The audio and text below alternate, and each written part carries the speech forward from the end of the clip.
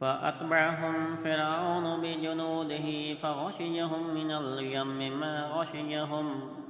وأضل فرعون قوما وما هدى يا بني إسرائيل قد أنجيناكم من عدوكم وبعدناكم جانب الطور الأيمن ونزلنا عليكم المن والسلوى كلوا من طيبات ما رزقناكم ولا تطغوا فيه فيحل عليكم غضبي ومن يحلل عليه غضبي فقد هوى وإني لغفار لمن تاب وآمن وعمل صالحا ثم اهتدى وما عجلك عن قومك يا موسى قال هم أولاي على أثري وعجلت إليك رب لترضى قال فإن قد فتن قومك من بعدك وأضلهم السامري فرجع موسى إلى قومه غضبان آسفا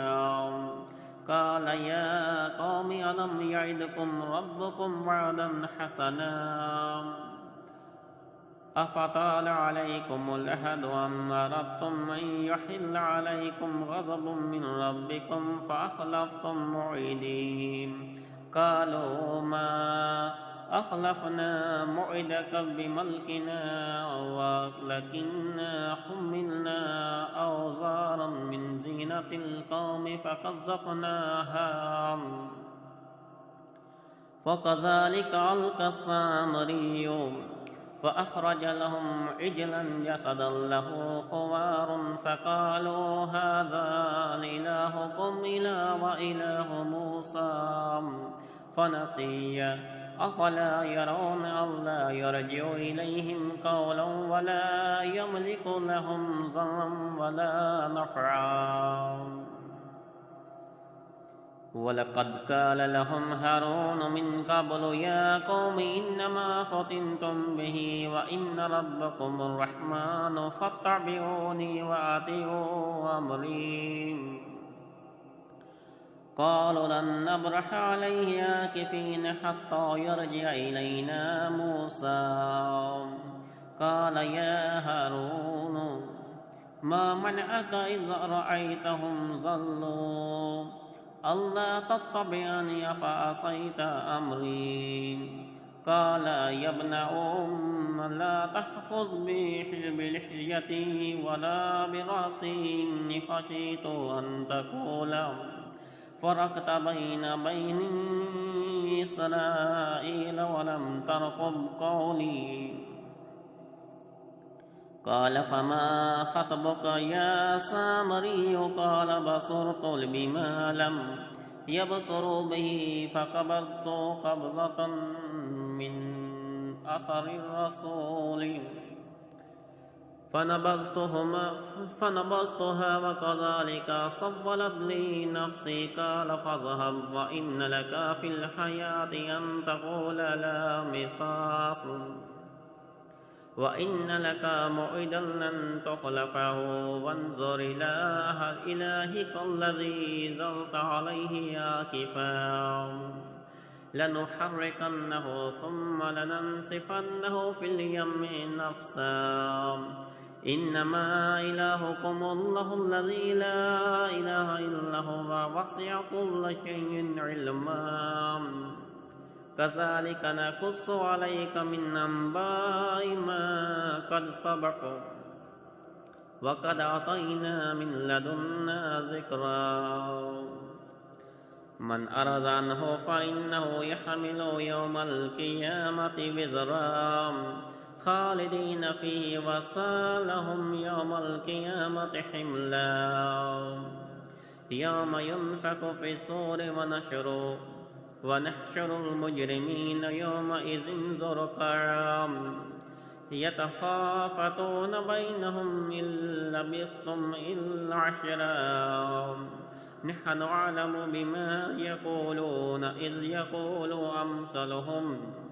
أمثلهم طريقة إن لبثتم إلا يوما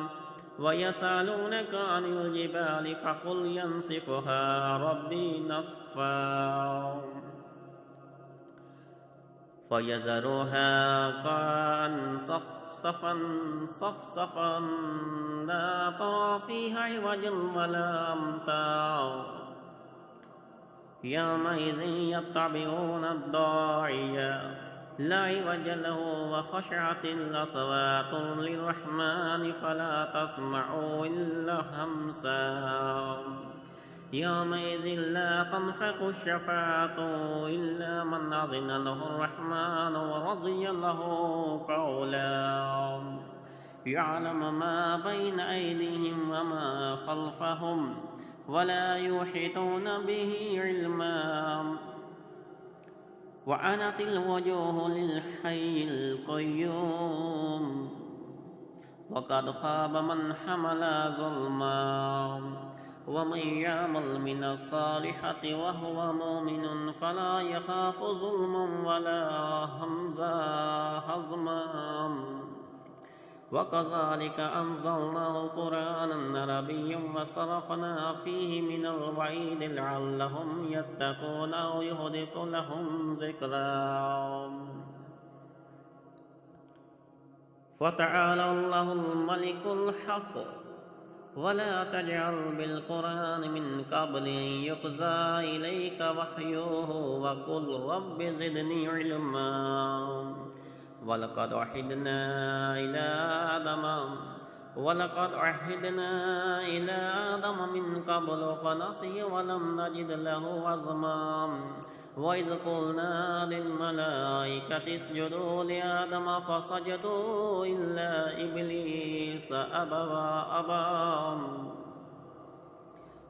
فقلنا يا آدم إن هذا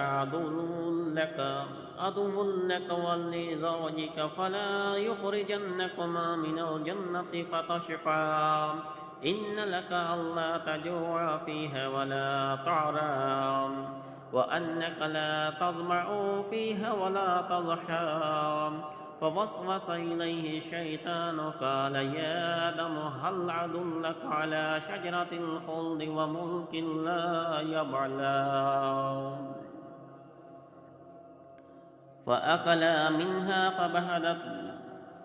فأكلا منها فبدت لهما سوءاتهما وطفقا يخصفان عليهما من ورق الجنة وعصى آدم ربه فغوى ثم اجتباه ربه فتاب عليه وهدى قال اهبطا منها جميعا بعضكم لبعض عدو فإما يأتينكم مني هدى فمن اتبع هداي فلا يضل ولا يشقى ومن أعرض عن ذكري فإن له معيشة ضنكا ونحشره يوم القيامة أعمى قال رب لما حشرتني أعمى وقد كنت بصيرا قال كذلك أتتك آياتنا فنسيتها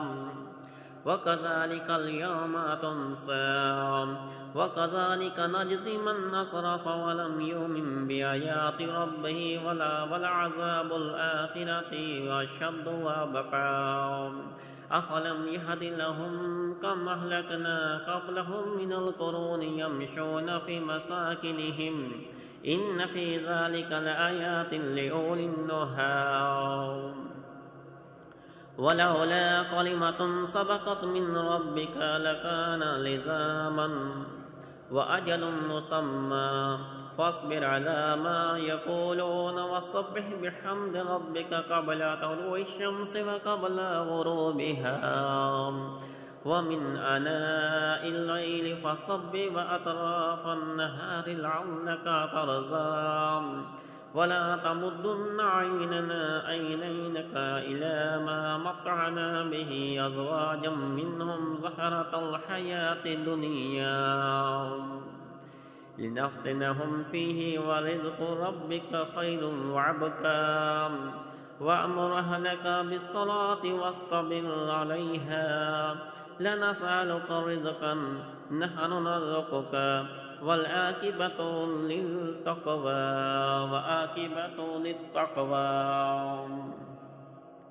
وقالوا لولا يأتنا بآيات من ربه أولم تأتهم بينة ما في الصحف الأولى